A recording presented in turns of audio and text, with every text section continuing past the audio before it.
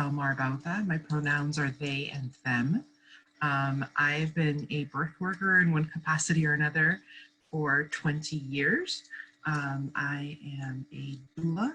I'm also a new community midwife in Pittsburgh, moving to Pittsburgh next month. And I'm also a lactation specialist.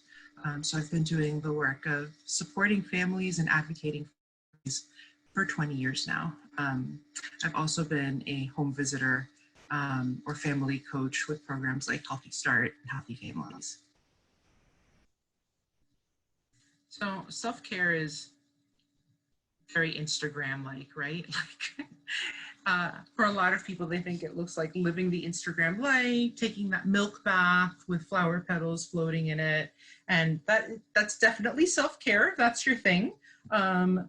But that cannot be the only thing that you are doing for self-care if this job is going to be sustainable for you, if you're going to be doing advocacy work on the regular. So it's absolutely a priority and necessity. It is not a luxury. It is not something that you should feel guilty for engaging in. It is absolutely a necessity in the work that we do. Actually, as I was getting ready to make these slides, I thought I should take all of those slides from the beginning of the advocacy presentation on the hierarchy of needs and move them right into this presentation about self-care, because it can't just be your client's needs or your family members' needs that you are thinking about. If you are not thinking about your needs through this process, you can't do this successfully. I love this picture. I love this little old lady. She's so cute and so tranquil. Really, I love it. Self-care makes you resilient. And this is super important in this work. Most birth workers will do this work for less than 8 years. And for some of us, myself included, it took us far more than 8 years to even get trained to do this work. Meaning some of us spend more time getting trained than actually doing the work. That should be disturbing to you. And really, the missing piece here is self-care.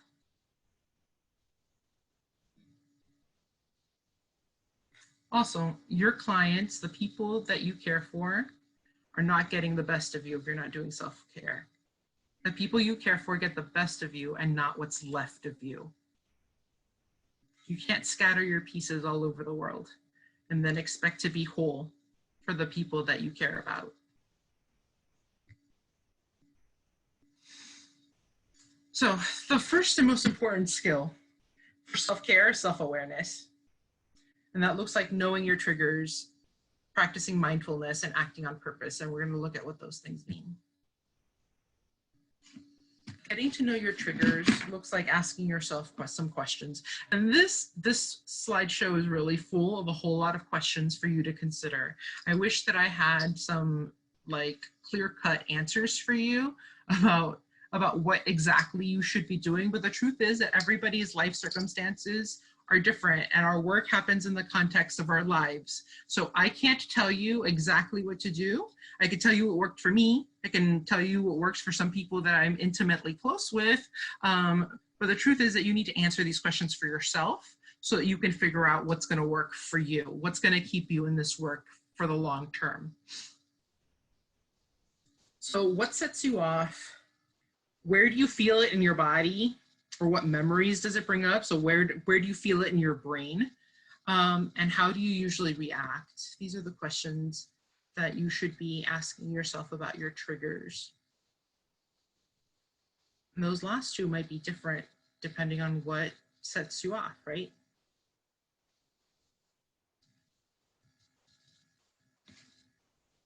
Mindfulness is about being able to stay in the moment.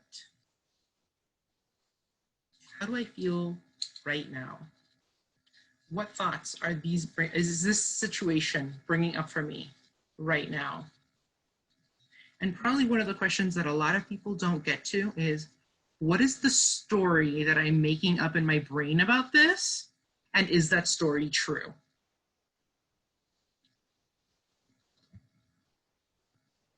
Once you start like really digging into this, You'll be amazed at how many stories we make up in our heads and how many like really bad feelings those stories produce for us and like elongate for us unnecessarily. I mean, you could have just put a stop to it by being like, oh yeah, no, this is just a story. That's not actually real. That's not really what's happening.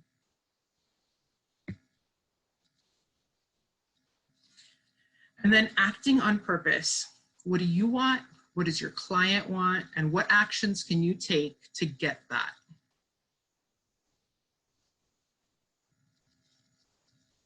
This one's really hard, especially if you're triggered and haven't done anything with those triggers. So these questions are in order and on purpose. And so while people think of self-care as taking that flowery milk bath, or getting their hair done, or getting a massage, and all of those things are important and feel good. More important than all of those things is setting compassionate boundaries with yourself, with your clients, with your family members, with your friends. And this is definitely a skill that takes a lot of practice. Yes, I'm not claiming to be an expert at any of these things. These are things that I still work on and that are hard for me on the regular, especially this one. I can definitely be a bull in a china shop.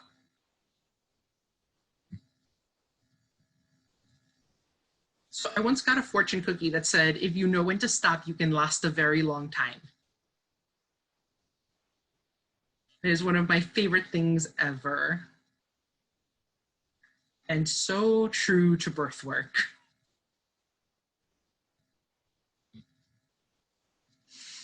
So it's important to know your limits. And again, this is a whole bunch of questions that I cannot answer for you. There's no way that I can know what the answers to these questions are for you specifically. So as you're doing this, especially if you're doing this professionally, obviously, these are things that you should consider. And again, I'm going to read it for people who are listening in. How many births per month? How many hours can I stay awake? How much money do you need to make? How many free or low-cost births can I afford? What hours do I take non-birth phone calls during? During COVID-19, what self-isolating practices do I need from my clients?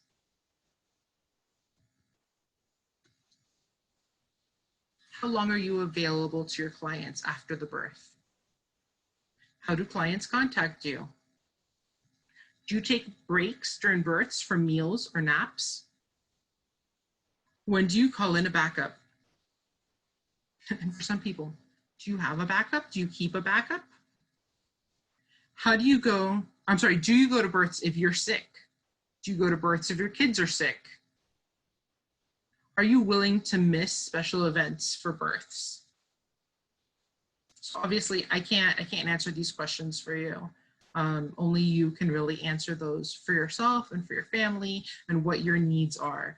But starting from this point is vital, right? So whether you're brand new to birth work or this is something that you've been doing for a long time, not only do you need to do this at the beginning, but you need to reassess this ever so often, right? You had a new baby. The answers to these questions might be different now, right? You just got divorced. The answers might be different now. Your partner and you are having a hard time together. These answers might be different now. You just got diagnosed with a disability. Your answers might be different now, right? So every once in a while, like put it in your Google Calendar so that it comes up as an alert on your phone. Every 6 months, reevaluate these questions. Make sure that the agreements that you are coming to with yourself and with your clients are still serving you and your needs.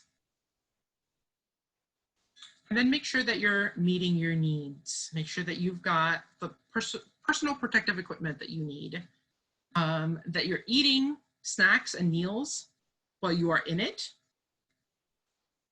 I know I am definitely far more, we'll say, reactive If I am hungry and my blood sugar is crashing, make sure that you're staying hydrated, that you're taking your meds.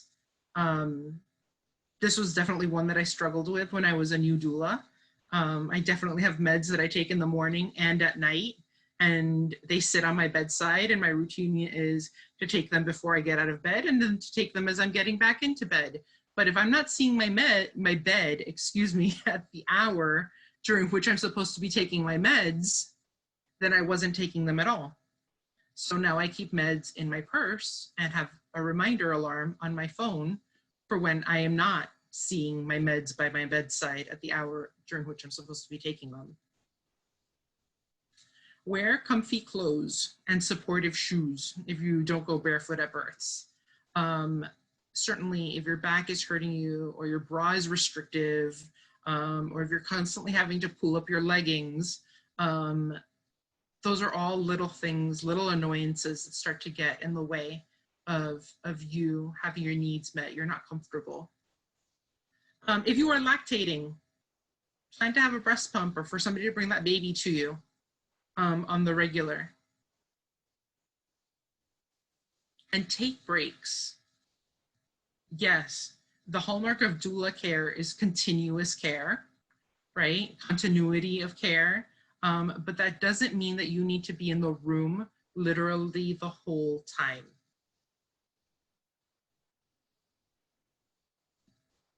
You can let your client or their partner know if the nurse comes in or if the doctor comes in, call me and I'll come right back.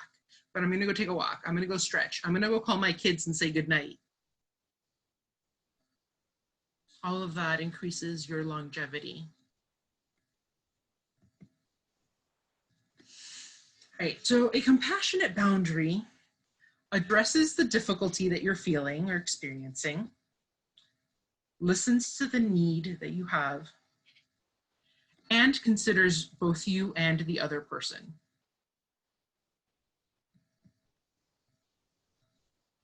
So here are 5 steps to compassionate boundaries.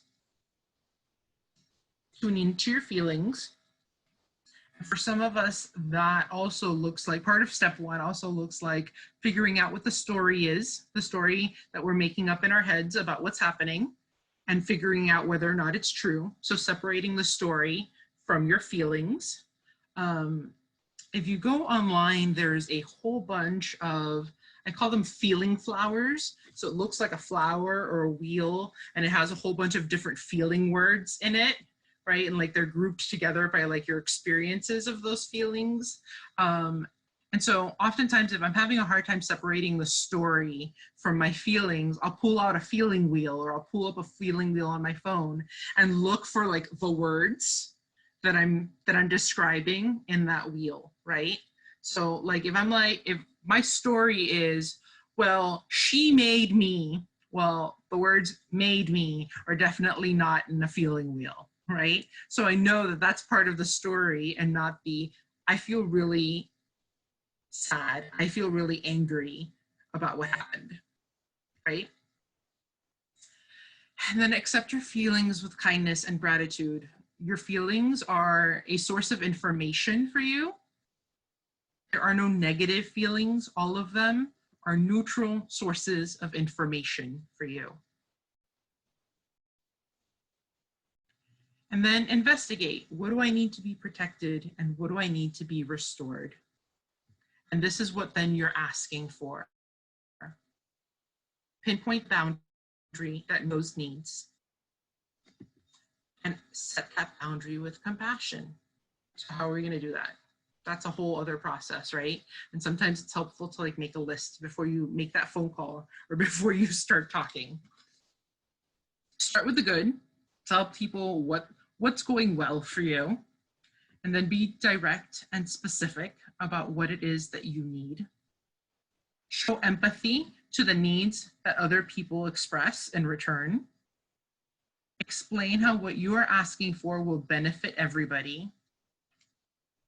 Ask for their cooperation or for suggestions. If they say that what you're asking for they can't give you, ask for suggestions of things that they could give you that will help to meet those needs.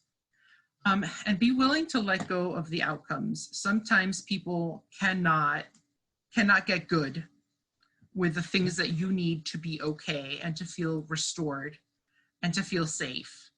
And then you get to decide how you are going to respond. Is this somebody who you need to keep in your life? Is it somebody who you need to let go of? Is this a client that you need to say, you know, I don't think that I'm the best provider for you?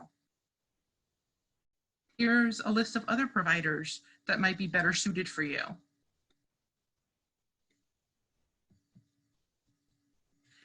And that takes us to finding your ideal client, which a lot of us, when we are stressed out about money, oops, what did I do? Oh, so much for I'm being really good about technology. You almost made it. I was so close. All right, can you see it? Yes. Yes. It even came back to the page I was on. Yay. All right. A lot of us, when we're stressed out about money, we stop thinking about who our ideal client is, and we function from a place of lack, and I just need cash, and so I'm willing to accept anybody who wants me to be their provider, whether that's a doula or a midwife or doctor. And I am definitely guilty of this. There have definitely been years where I've been hella burnt out because most of the clients that I took on are people who I should not have taken on, but I needed the cash, right? However, you will find that the more you do that, the more you will burn out, the more trauma you're going to have to process, and that those clients in the end are never happy with the services that you provided.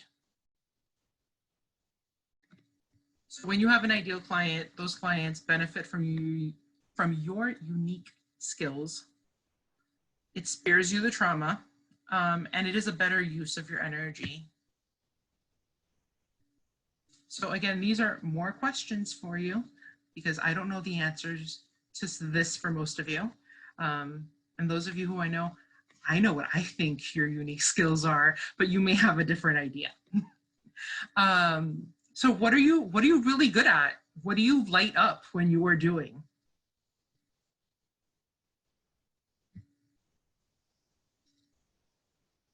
Did I skip a slide? No. Your ideal client is the people who can benefit most from those unique skills and the way that you work, right? So to use myself as an example, I think my unique skill is that I am a total birth nerd. I know all the science, and I want to talk about all the science, and I want to tell you all about it and how you can hack that science to have a better birth. So my ideal client is somebody who's pretty nerdy, who wants to know about the science, and is into doing things like biohacking. Somebody who might not be interested in my services or who would not benefit from my services is somebody who doesn't want advocacy with their doctor, somebody who wants to just hang out and do whatever it is the doctor tells them to do. Those are not my ideal clients.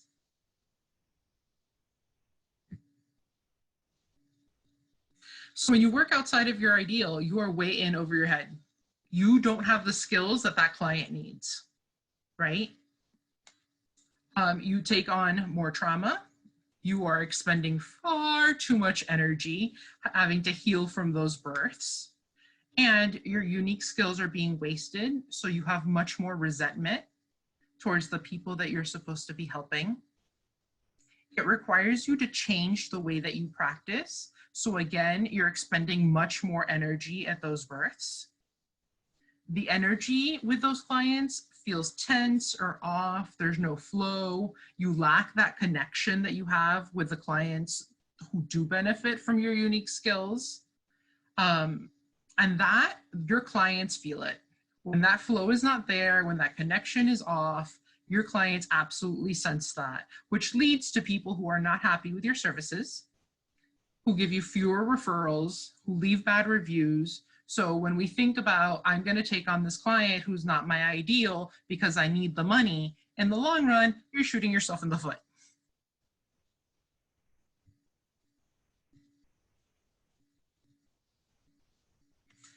All right, so the next layer of self-care is having that layer of support. Who is supporting you? The only way to do this work is to have somebody who is also supporting you. Every doula needs a doula. Every midwife needs a midwife. And that is a safe space where you have confidentiality and you can process and say anything about this birth that you need to without feeling guilty. So that might look like your community of birth workers. You know, I'm definitely from a community of birth workers where I can't just talk to any birth worker. There's a lot of gossip and lack of confidentiality in the community that I am from. So there are really just a handful of birth workers that I know that I can trust and call up and be like, I was at this horrible birth and I need to tell you exactly what happened and who I was with and I know that that's gonna be held in confidence. Like Jamarah is one of the people I know that I can do that with. Right? I know she's not gonna go and tell anybody else about my spilling my guts.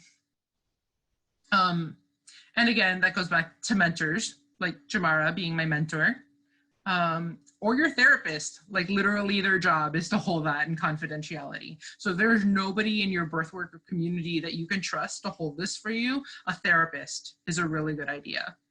Frankly, I think all of us birth workers could use a therapist on the regular, not just when something goes wrong. We do far too much, hold way too much for other people. We need somebody to be holding stuff for us. And be really, really, really careful about processing your work with your friends and your family members and your partners, because it will take a toll on that relationship. It is we hold far too much for other people to expect our intimate partners to hold it back for us.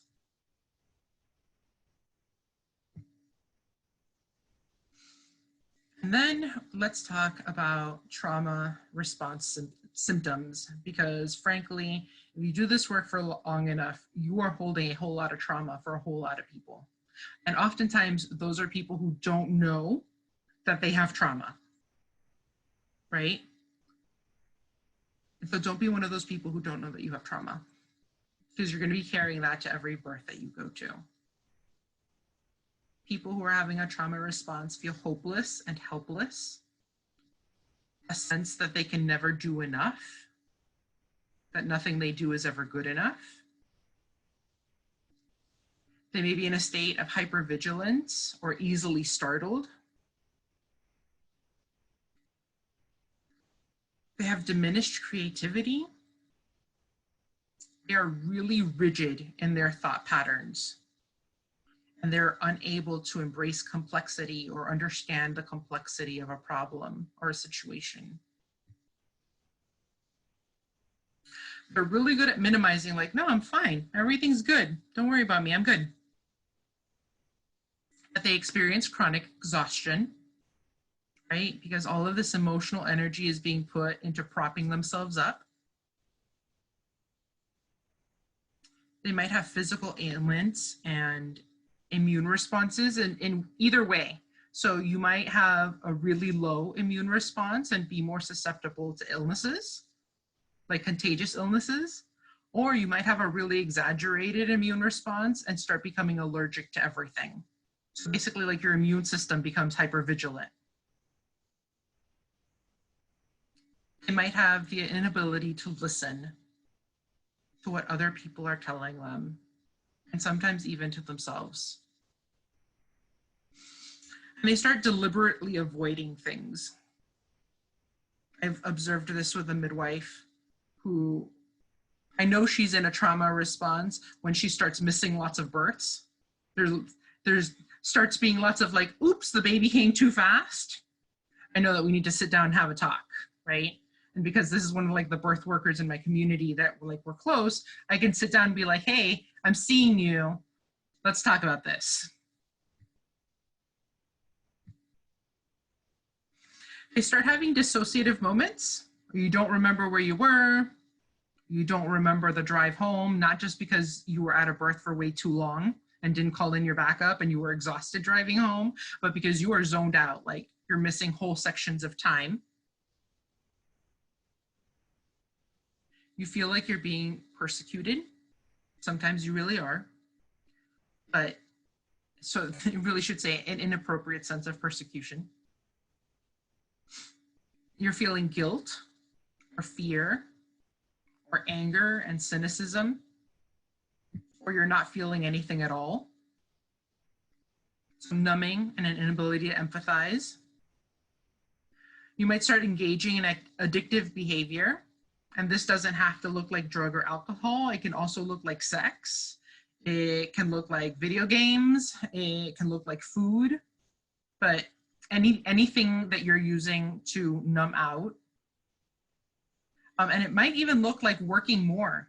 So while for a lot of people it would look like avoiding birth and missing births, not on purpose, but subconsciously on purpose. For some people, it starts to look like taking on too many clients.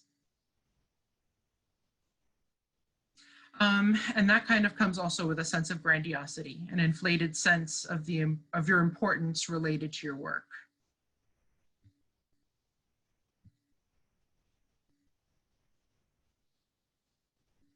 And that's it. That's all I have for you. So I think there were some questions. The question was just about if the slides would be shared. Thank you so much, Delmar. Yeah, absolutely. Really, I mean, that trauma piece was really deep. Yeah. I mean, it felt heavy, and it covered a lot, and it can apply to other areas of life too, besides birth. I did want to ask you, for folks who may be on the call that are supporting a family member, because you talked about ideal clients, but what about when the clients that you have are not necessarily like, oh, I've selected these, or some people work with a program where people are assigned to them, or they may work in a birth center where they don't have as much say in choosing their clients. So what happens in those situations in terms of being able to cope and be sustainable and act in self-care? Right. So one, again, setting boundaries and knowing what those boundaries need to be for you as much as possible. It's certainly much harder when you're not able to pick your own clients and are not able to say, no, I'm not the right person for you, right? Because that's part of being able to set those boundaries, right? So, for example, I do a lot of birth assistant work, and I oftentimes don't meet clients until they're in labor. And so I don't know those clients. I don't know anything about them besides maybe like if they've had a baby before. If I thought to ask that question when the midwife called me and asked me to come, right? So all I know is like what I can glean from their charts quickly before they give birth. So in those situations, one, if you're in that situation where you don't know this person at all and you're meeting them in labor and you're with them for a short amount of time like a birth assistant is, then there is that emotional separation that makes it easier, right? But for family members, I would say that be honest with that family member if you're not the right person to support them through that birth. Especially in this moment where only one person can be physically present at the birth, be honest if that shouldn't be you, right? I see that there's a question. I will get right back to that. And if you are an employee at a birth center where you don't get to pick your clients, then that boundary setting before it happens with the clients may need to happen with your boss, the owner of the birth center, and say, you know, what happens if I am not the right midwife for this client? What happens if there's no flow and there's no connection and there is that tension? Because there will inevitably, when you're with the wrong client, there will inevitably be a moment where there is a push and pull between you and that client, right? The client is trying to get their needs met, and that's important. And you're trying to get your needs met by setting your own boundaries, and that's important. And there's not one that is more important than the other. So having that conversation with your employer before you get yourself into that situation is absolutely vital. Know what that game plan would be. Does that answer your question? Yes. And I would just add to, it came to me while you were speaking, that if you are in a situation where you're really just not able to change who, you know, like find another provider for that client, either out of a sense of obligation or just because they don't have anyone else. I know that sometimes providers of color might feel like, okay, well, I'm the only Spanish-speaking midwife in my community. Or I'm the only Indigenous midwife, or I'm the only Black doula. And so you might feel like obligated to take on that client. So if you do make that decision, make sure it's from a really clear place, that why you're doing it and that it's part of your purpose and your mission.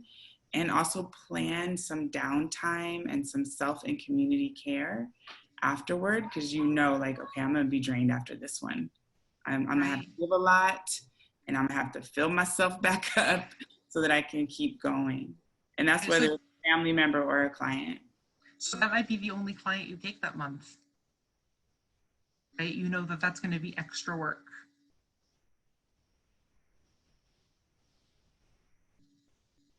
Right, so the question that came into the chat was, what are some tips you have to establish trust with a client you're meeting for the first time? And Delmar, what are your doula bag essentials? All right, so, In 1 minute. Oh, we have 1 minute, guys, folks. All right, so, I was really fortunate when I started doing doula work. I worked for a research study out of Harvard, and my first 300 clients, I met them while they were in labor when they arrived at the hospital.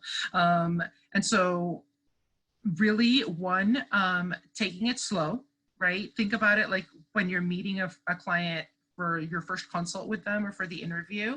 Like I might put like a hand on their hands or their feet, someplace far away from the central part of their body, right?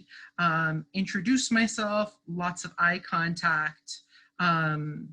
Hopefully they have a birth plan with them, or there's something that you can read if they're not in a position to give you information about themselves. And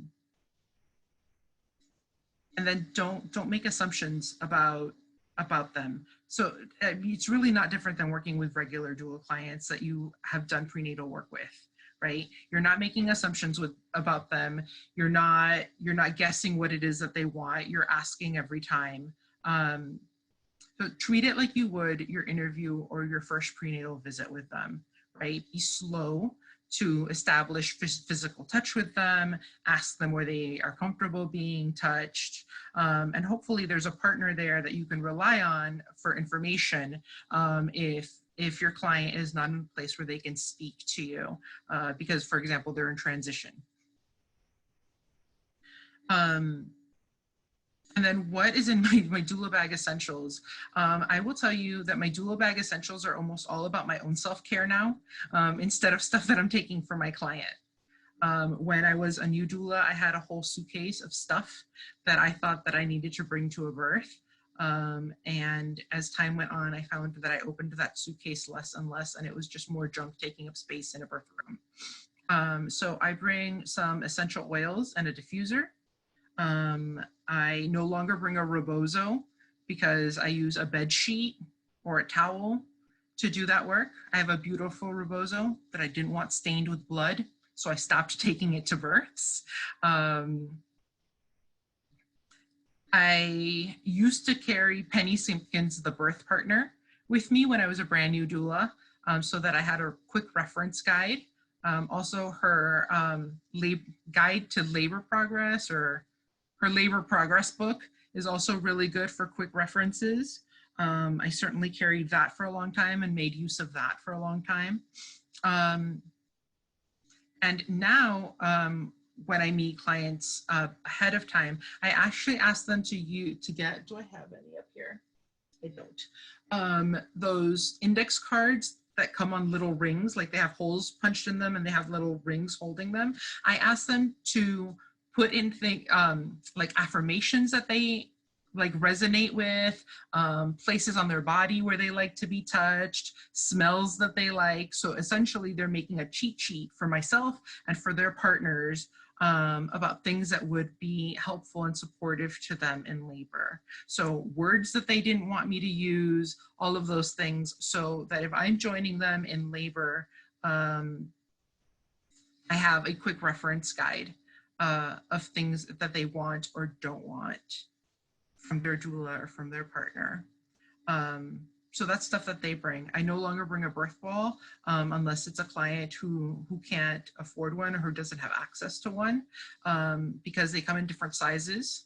And I didn't need to have 3 kinds of birth balls plus a peanut ball. I guess peanut balls come in 2 sizes. The round balls come in like 3 or 4 sizes. I didn't need to have all of that bouncing around in my car. So I no longer bring a birth ball, but I do bring a pump, because even though most of our local hospitals have birth balls available, oftentimes they don't have a pump or their pump is broken, and their birth balls get deflated. So that is something that I bring. So I bring toiletries for myself, a change of clothes, sweater, I bring unscented soap because I'm allergic to chemical fragrances and hospital soap is scented. I bring food. I bring a lot of food. I bring 2 water bottles. And sometimes I bring a thermos with coffee or hot water for tea. Other questions? Well, we do have to wrap up. We're out of time. I wanted to make sure that folks know that we do have a whole webinar that Delmar did, was that last month, called Never Alone, Doulas in the Time of COVID-19, which does include more of this kind of stuff about, what kinds of things you need to bring to protect yourself, particularly during COVID-19. Also a lot about virtual doula support. So if you are interested in that webinar, you can visit our website or send an email to southernbirthjustice.org so that you can get access to that as well. And I'm just typing the email in the chat. And thank you all so much for being here this evening. And like I said, we will make the recording available. So look out for an email, whichever email you use to register for this webinar, you'll receive a follow-up there.